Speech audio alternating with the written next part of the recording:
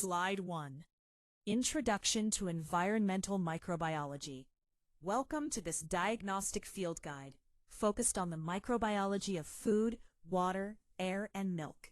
Our goal today is to explore the active systems of pathogens and the diagnostic frameworks used to identify them within environmental health and safety. We will move beyond general hospital infection control to look at how these microbes exist in our broader environment, from the food we eat to the water we drink. This guide serves as a technical baseline for practitioners managing contamination risks across various sectors.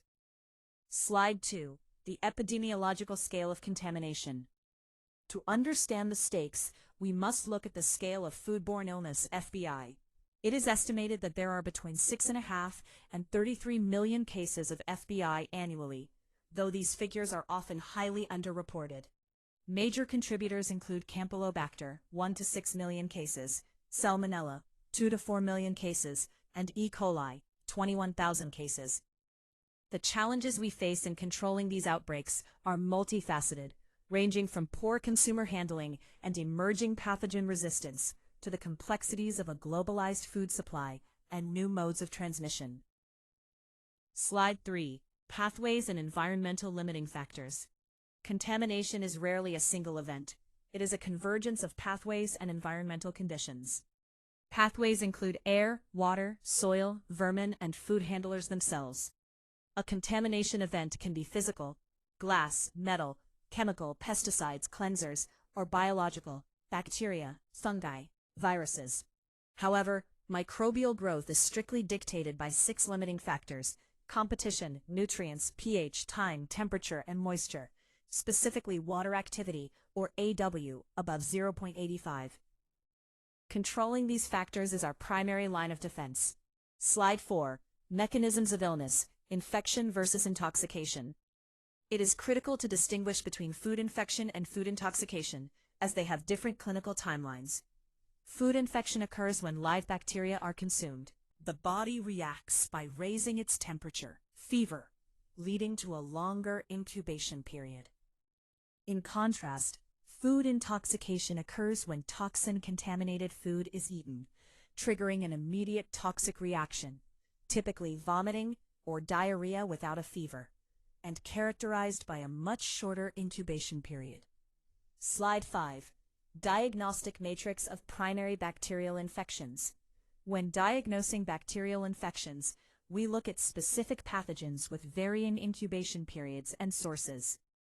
Campylobacter, often from poultry or water, has a 2 to 5 day incubation, while Salmonella, found in meat and eggs, appears in 12 to 36 hours.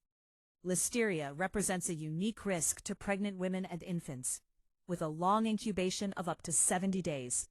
Clostridium perfringens, which forms spores and lives in soil and intestines, causes abdominal pain and diarrhea within 10 to 12 hours. Finally, E. coli from bovine intestines typically presents with diarrhea and mild fever after 3 to 4 days. Slide 6. Diagnostic matrix of primary bacterial intoxications. Bacterial intoxications are often more rapid and can be severe. Clostridium botulinum, found in low-acid canned or vacuum-packed foods, can lead to paralysis and death with an incubation of 4 hours to 8 days. Staphylococcus aureus is frequently introduced by human skin or sores into ready-to-eat foods, causing nausea and retching within 1 to 7 hours. Bacillus cereus, common in the environment and starchy products like rice, causes symptoms within 15 hours. Understanding these sources is vital for traceback investigations. Slide 7. Non-bacterial pathogens, viruses, parasites, and fungi.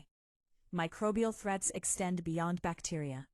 Viruses like hepatitis A and Norwalk require living cells to propagate and are often killed by cooking.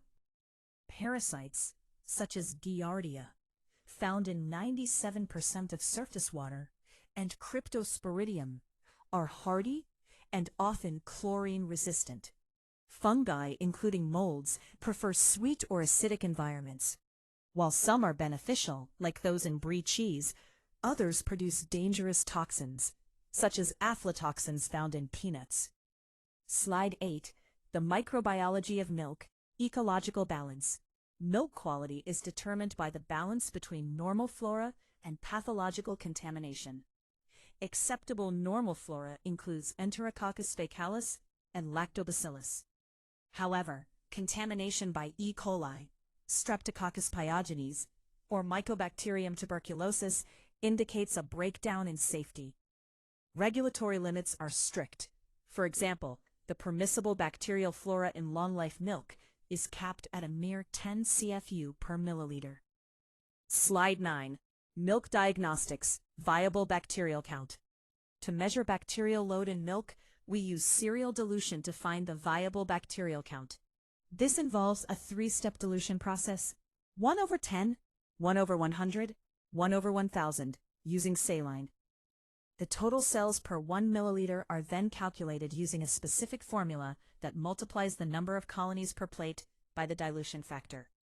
This quantitative approach allows for precise monitoring of milk safety standards. Slide 10. Milk diagnostics, dye reduction and coliforms. 2 additional tests help ensure milk quality. The methylene blue reduction test measures how quickly bacteria consume oxygen. Decolorization between 30 minutes and 2 hours indicates poor quality. For coliform identification, we inoculate milk in McConkey's broth.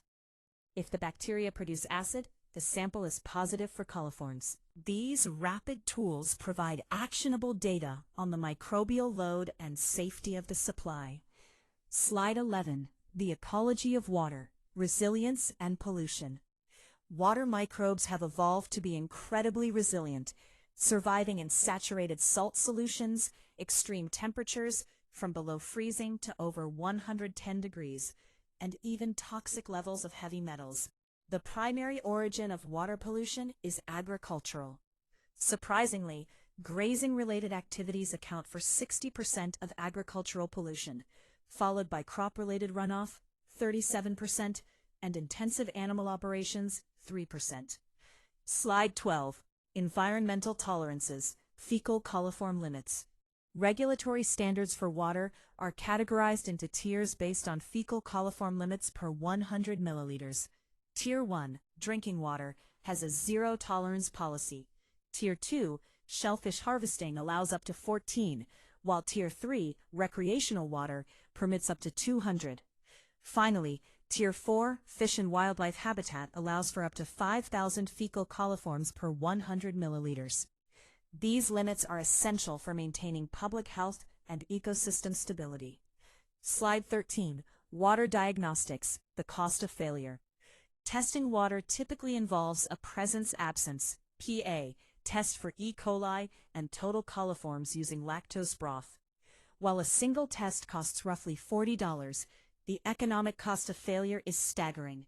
The 1993 Milwaukee Cryptosporidium outbreak cost $55 million, and even a mild case of individual diarrhea can cost $280 for treatment and diagnosis. Investing in diagnostic vigilance is far more cost-effective than managing an outbreak. Slide 14. Synthesis, the Universal Defense Framework.